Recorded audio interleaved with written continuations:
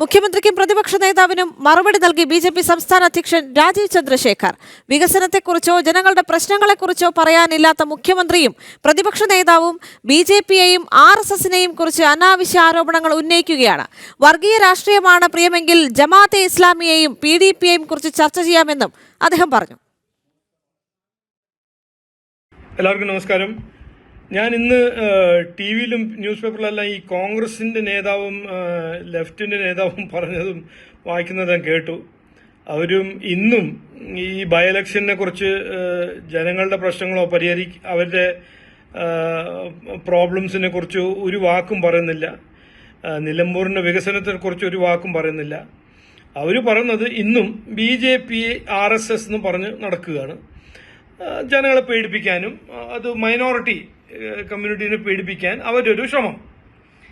ഇതിൽ ഞാൻ പറയാൻ ആഗ്രഹിക്കുന്നത് ഇവർക്ക് നാണമൊന്നുമില്ലേ? 60 കൊല്ലമായിട്ട് ജനങ്ങൾ ഇവിടെ അവസരം കൊടുത്ത് ഇവർ ഭരിച്ചതല്ലേ LDFും UDFും.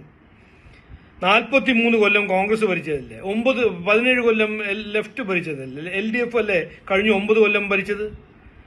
ഇവിടെ ഒരു വികസനം നടന്നിട്ടുണ്ടോ? ഒന്നും നടന്നിട്ടില്ല. അതിനെക്കുറിച്ച് പറയാണ്ട്, എന്ത് ചെയ്യാൻ പോകുന്നു അതിനെ കുറിച്ചൊന്നും പറയാണ്ട് ഓരോരോ നുണ പറയാ.